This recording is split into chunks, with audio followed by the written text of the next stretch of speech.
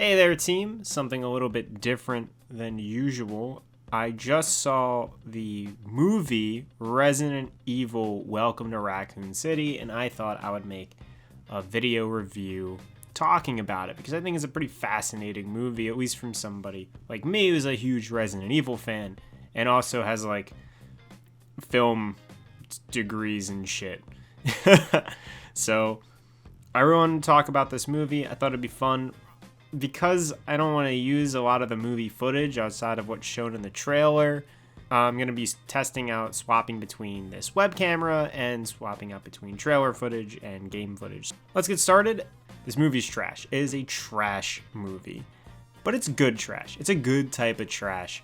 It's a movie I personally found to be a lot of fun. As a movie, it is a bad movie. As a Resident Evil fan, this movie kind of rules. This movie is packed with references, and we got references, to the older Resident Evil games, and then some of the newer ones. Mainly, the main references that you'll see in this movie are to Remake and a Remake 2. So Resident Evil 1 and Resident Evil 2, and specifically their remakes. So this movie's just jam-packed with a bunch of, not even nods or hints, just flat out scenes and objects and references to those other previous games. I actually like the acting. For the most part, I thought the actors all did a really good job with what they were given. I thought they were a lot of fun and pretty likable. I really enjoyed Wesker, and I thought that was probably the perfect live-action Chris Redfield we could ever get.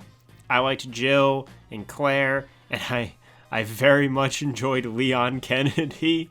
And Chief Irons, I think the guy who played Chief Irons was amazing. I actually really love Chief Irons. Some other stuff I'm not super sold on. William Burkham, he did, these guys aren't given great art to work with, and I'll get to that later. But on the whole, I would say the movie has pretty solid character acting. They're delivering their lines the best they can, and they're fun. The movie is consistently fun if you're a Resident Evil fan. Because if not, I don't think you're going to really be buying into a lot of this stuff. It's also really cool to see the mansion and RPD in movie form, especially since they're so faithfully recreated.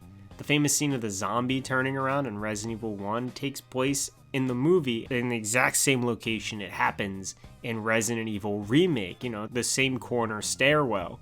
And that's pretty cool. I like that a lot. Like I said, this movie is just loaded with fan service and references, everything from Itchy Scratchy to Jill Sandwich, and then there's even this one line where somebody asks, how would you rather die, eaten by a giant snake or eaten by a great white shark? It's okay. The thing is, these are just references.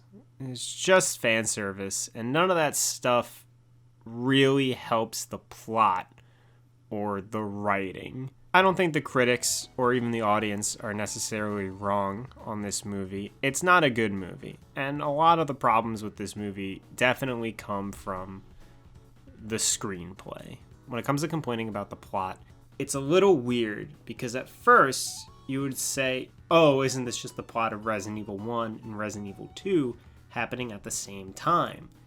And while that is technically correct, that's not exactly what goes down. Well, let me just kind of explain the plot of the movie. So this will be spoilers, I guess, for the whole movie, because it is mostly related to Resident Evil 1 and 2, but sort of. The big issue with this movie is definitely its pacing and its writing. It's time it spent, the time used with the characters. This movie, I think, is only an hour and 45 minutes. It's actually pretty short, but they waste a lot of time. The movie doesn't open at the start of Resident Evil 1 or at the start of Resident Evil 2. Instead, the movie opens and it's in the past, and Chris and Claire are kids, and they're in an Umbrella orphanage, and Dr. William Burkham is running the orphanage and also experimenting on children secretly. And then, boom, now we're in 1998. And Claire is with the truck driver from the start of Resident Evil 2. And, she kind of muddies about with this truck driver for 5 minutes. And then, we get like another scene. It's like Leon, and Leon's now like goofing off in a diner with a bunch of the other RPD cast. And then Claire has like this long scene of her breaking into Chris's house, and then her and Chris reunite, but they don't like each other actually, and Claire's here to uncover a conspiracy, and it takes such a long time to get to Resident Evil 1 or Resident Evil 2's opening. And so now we get like, being generous, I'm saying we're 30 minutes into the movie, and we finally get on the helicopter to go to the Spencer Mansion to go find out what happened to Bravo Team. Bravo Team being 2 patrol officers, just like 2 cops in a car, and that's Bravo Team. I think that's pretty funny. I don't think it's supposed to be, but I don't know. And then they kind of muck around the mansion for a little bit. While that happens, Claire shows up to the RPD, and now it's Chief Irons, Leon, and Claire, and they mostly just hang around in the main hallway of the police station for a good part of the movie. While you do see bits and pieces of the mansion, it's exclusively the mansion and only a couple of rooms. But they are the rooms, I think, pretty faithfully recreated from the video games. And that's the same thing you can say about the RPD, but the police station, you only go to the armory, the stars room, the parking lot, and the main hallway. After you see those 4 rooms, the tour is over, you gotta go, they're going to go to the orphanage. And they have a couple of the rooms from the orphanage level in Remake 2 faithfully recreated. But why are we going to the orphanage? The orphanage has a secret elevator that leads all the way down to the nest. And so they just take the elevator and they go all the way down. And then, of course, the mansion has like a hallway or something, like a secret escape route that leads all the way down to the nest, to Burkham's secret laboratory. And so, Chris and Jill end up taking that all the way down. And this lab is very much... it's like a doctor's office. It looks a lot like if you were to go, when your doctor takes you from the waiting room into the other room, that smaller room. It looks like that.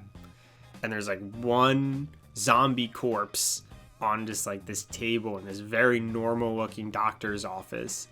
And William Burkham's wearing like a t-shirt. He's wearing like a graphic t-shirt that's like, says like Tall Oaks or something. And he does not seem very villainous or threatening or like an evil scientist who's mass producing bioweapons. Nor does this seem like a laboratory where bioweapons are being created and where children are being experimented on. They deal with Birkin and then they walk down a hallway where there's just a train. They get on the train, they fight Birkin again, and then it's over. That's the end of the movie. It kind of feels like they had a general idea of what they wanted to do, but maybe they kind of spent all their budget on a few things and didn't really know what to do afterwards. And so they kind of struggled with being faithful and not being faithful. And if I'm being honest, I think this movie would have been a lot better if it was just one game. And it could have been RE2, it could have been RE1. It being both is very weird because it does just the opening minutes of both. It just does bits and bits and bits of both games. And because they spend so much time building up to this, it's like 30, 40-ish minutes of no zombies, that by the time you get zombies, we're just flying through zombies and areas. A lot of what makes this movie enjoyable is the non-stop like love letter references accompanied by the characters being pretty fun to watch. But taken for like a story reason, I think if you don't already know the characters, you don't care. If you don't already know the characters and know what's supposed to happen in these stories, it feels incredibly underwhelming and probably really boring, and I can't imagine it being very engaging unless you already know and already will appreciate this stuff.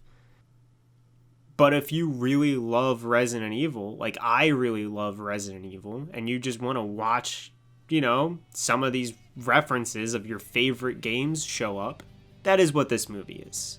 And I thought it was fun. I thought it was a good time. I enjoyed it actually a lot. But it is basically like a theme park attraction. It's just a ride that doesn't have a lot of substance to it and doesn't have a lot of story to it. But you're just going through.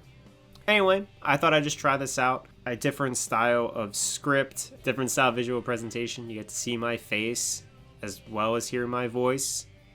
And whatever. We get to talk about a movie that I recently watched involving video games. And I don't have to spend 45 hours editing a video about it.